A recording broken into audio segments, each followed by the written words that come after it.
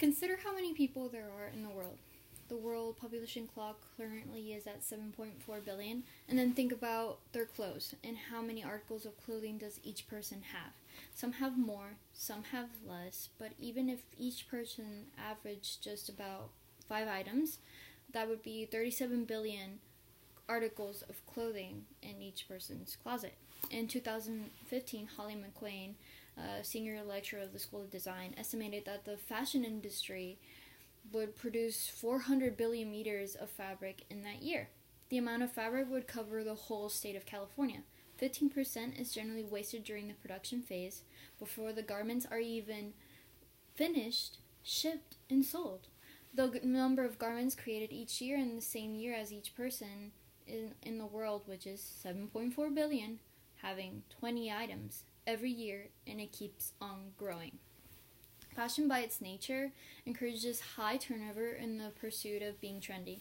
This constant apparel replacement that promotes poor quality, low-cost garments is called fast fashion. The endless cycle of production and consumption keeps spinning faster and faster, fueling the industry's growth and increasing the impact on Earth. What are the effects and causes of fast fashion? I currently am studying architecture and would really like to become a sustainable architect.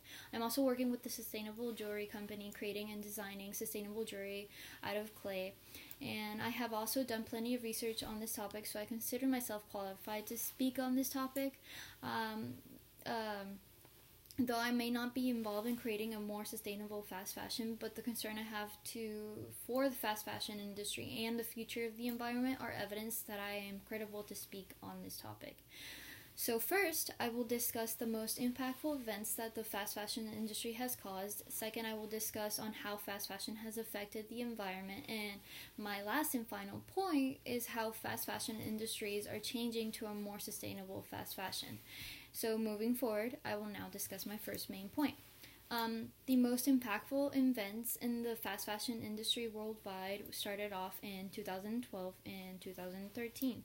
These three devastating disasters in the apparel industry history made international news, including the Rana Plaza collapse that killed 1,100 garment workers and injured 2,500 more.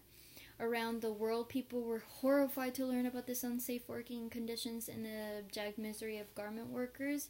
Yet, in 2012 was the most profitable year in apparel history up until that point. Just a few months after that disaster, 2 were killed and 7 injured in a shoe factory collapse in Cambodia. In 2012, a fire at a garment factory in Pakistan killed nearly 300 people. And China has seen 2 deadly factory fires in 2014, one at a shoe factory in January that killed 16 people, and another at an underwear factory in March that killed 11 and injured 15.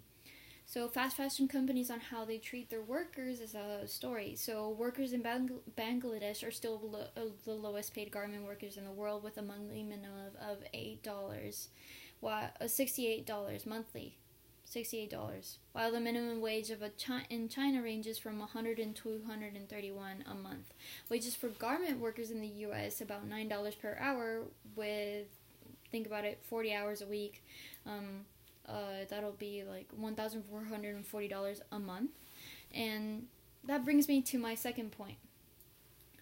What are the causes or the effects of the environment on fast fashion? So the fast fashion industry is secondly to the oil industry for pollution. Agriculture is one of the largest sources of pollution in many countries. Although cotton occupies 20.4% of global cropland, it is responsible for 24% of the world's insecticide and 11% of the world's pesticide sales. Those chemicals impact the workers in the fields and contaminate the water when they enter the ground.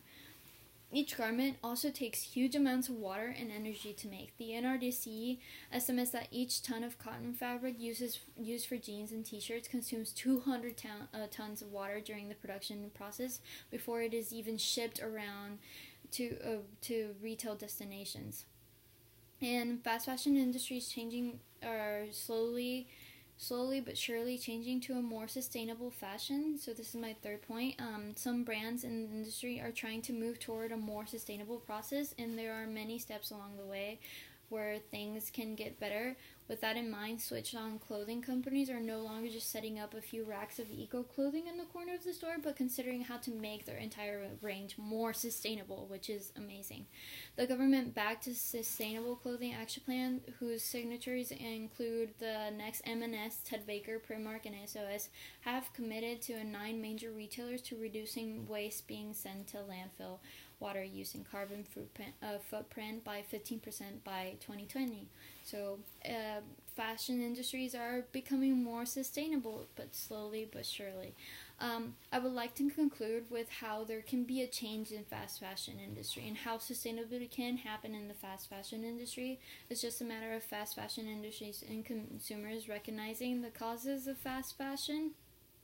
And to review what I have spoken about today, the most impactful events in the fast fashion industry that have caused and how fast fashion has affected the environment. And my last point was how fast fashion industries have or are trying to change to a more sustainable fashion and the effects of causes of the fast fashion on Earth.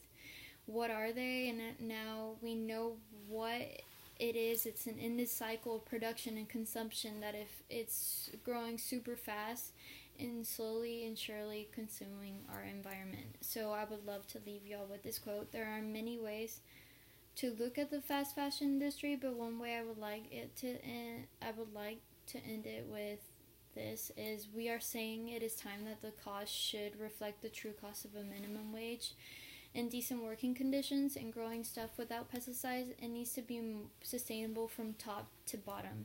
And we don't think the true cost should be £5 for a dress. The price is not being paid by us. It is being paid by someone else in the environment.